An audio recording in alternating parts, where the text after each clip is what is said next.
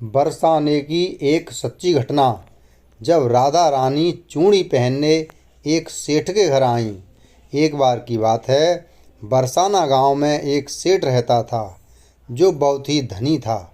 उसके 3 पुत्र थे, परंतु उसकी कोई पुत्री नहीं थी। कुछ समय पश्चात उसकी पत्नी का देहांत हो गया और सभी पुत्रों की शादी हो गई। सभी पुत्र अपने अपने कार्य में व्यस्त रहने लगे।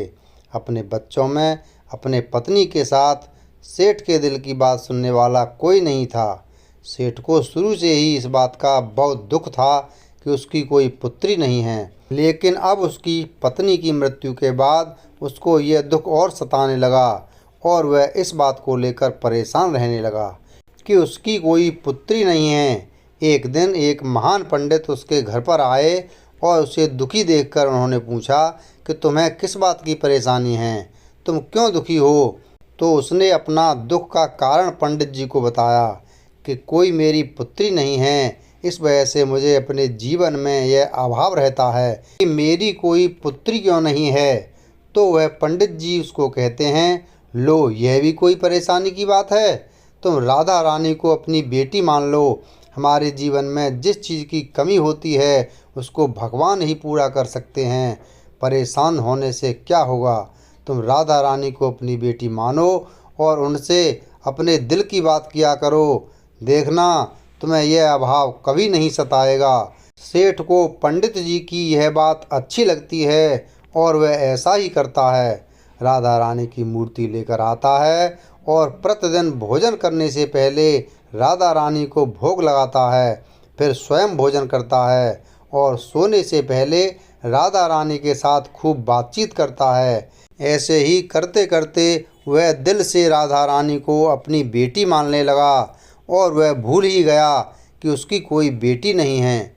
उसे इस बात का आभास होने लगा कि उसकी पुत्री सच में है और वह बहुत दिल से उन्हें अपनी पुत्री मानने लगा। जब तक वह बात ना करता, उन्हें भोजन ना खिलाता, उसका मन नहीं लगता और जब वह बात करता तो उसके मन को बहुत संतुष्टि मिलती, जैसे उसे पता नहीं क्या मिल गया हो।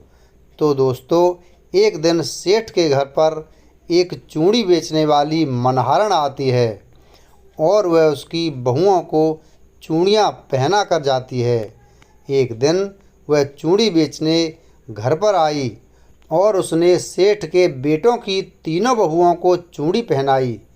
उसके बाद जब सेठ की बहुएं चूड़ी पहनकर चली गईं तो उसके सामने एक और कन्या आई और उसने कहा कि मुझे भी चूड़ियाँ पहना दो। चूड़ी वाली ने सोचा कि शायद सेठ के घर पर कोई मेहमान आई है, तो उसने उसको भी चूड़ियाँ पहना दीं। उसके बाद वह चूड़ी वाली सेठ से पैसे मांगने सेठ की दुकान पर पहुंची और बोली कि चूड़ी के पैसे दे दो, और उसने पहले से अधिक पैसे मांगे।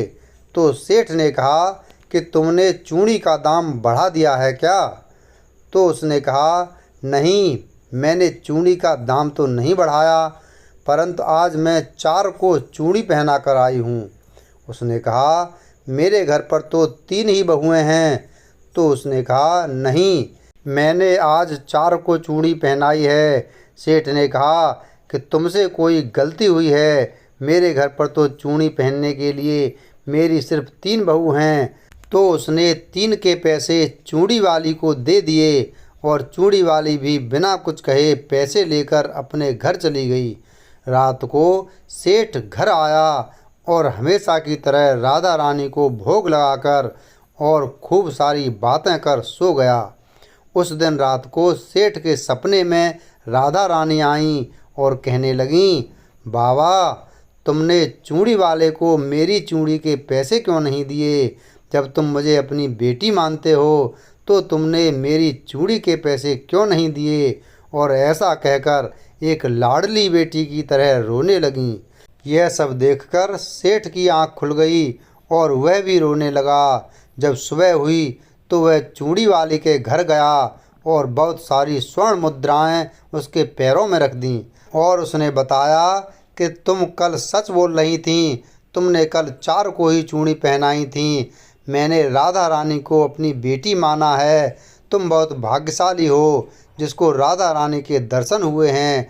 मैं इतने दिनों से उनके दर्शन को तड़प रहा हूँ और तुमने एक बार में ही उनके दर्शन कर लिए।